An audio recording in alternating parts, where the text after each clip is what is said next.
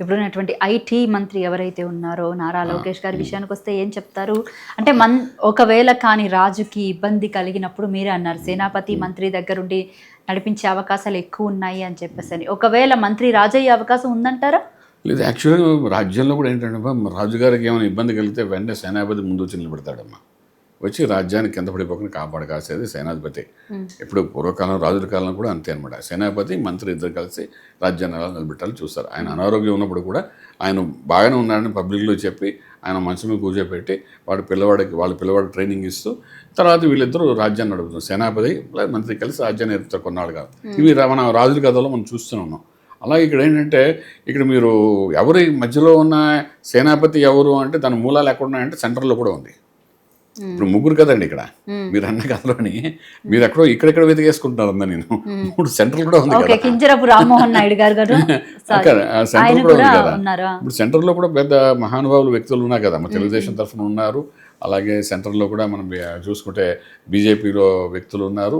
ఇలా రకరకాల వ్యక్తులు చాలామంది ఉన్నారు. మన దీని నుండి తెలుగుదేశం నుండి బీజేపీకి జాయిన్ అయిన వాళ్ళు చాలామంది వ్యక్తులు ఉన్నారు. ఇలా రకరకాలు ఉన్నారు. కాబట్టి మనకు ఆయనకి ఏమైనా ఇబ్బంది కలిగిందని మీరు క్వశ్చన్లో అడుగుతున్నారు. ఎంతసేపు అదే అడుగుతున్నారు. బాబు గారికి ఏమైనా అయితే అడుగుతున్నారు. ఆయనకి ఏమి కాదని చెప్తున్నాను. అక్టోబర్ తర్వాత ఏదో చిన్న హెల్త్ ఇష్యూ ఉంటుంది. ఏదెలానా వీళ్ళిద్దరు కలిసి ఇక్కడ మేనేజ్ చేయగలుగుతారు. అంతేగాని ఐటీ మినిస్టర్ ప్రస్తుతానికి. బట్ ఆయన ఐటీ మినిస్టర్ ఎంతవరకు ఇది హ్యాండిల్ చేస్తారంటే ఇంకా అంత బలం అయితే ఆయనకు రాలేదు. అంటే ఆయన జాతక బలం అంత రాలేదండి. ఎందుకంటే ఇంకా ఆయన సమయం ఉందమ్మా. ఐటీ మన లోకేష్ గారు కూడాను. ఇట్స్ నాట్ సో ఇదేంటంటే మనం భారతదేశంలో ఏ రాష్ట్రాన్ని ఏరియచ్చు, కానీ మన ఆంధ్ర రాష్ట్రం వెళ్ళాలంటే బుర్రతో పాటు 3 రకాల ఆయుధాలు కూడా ఉండాలి చేతితో. అవి మామూలు కాదు. ఏదో ఒకే రేంజ్లో వెళ్దామంటే అది వెళ్ళే పరిస్థితి కాదు ఇది.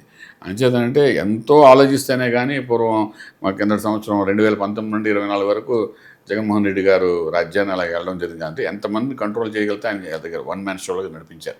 ఆ బలం ఏదో రాక్షస బలం అంటారు, దాని బలంగా ఉంటుంది అది కూడా.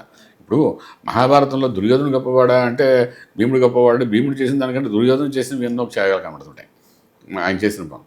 అలాగంటే బలవంతుడు ఎవడు రాజ్యాన్ని ఎవడు వెళ్ళాడు అంటే దుర్యోధనుడే వెళ్ళాడు రాజ్యం అంతా.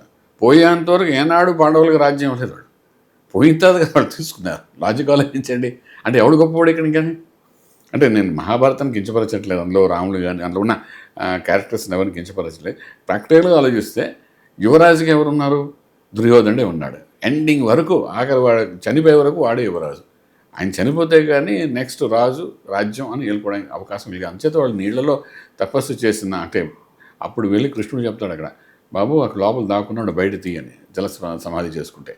బయటకు వచ్చిన తర్వాత వాడిని చంపితే ఇప్పుడు నువ్వు మన కురుక్షేత్రంలో నువ్వు రాజు అయ్యే అవకాశం ధర్మరాజుకి చెప్తాడు. అంటే ఏంటి, రాజు అన్నవాడు ఎంత బలంగా ఉండదు. రాక్షస స్వరూపంగా మనం ఊహించుకుంటున్నాం కానీ బలవంతుడు ఆయనే.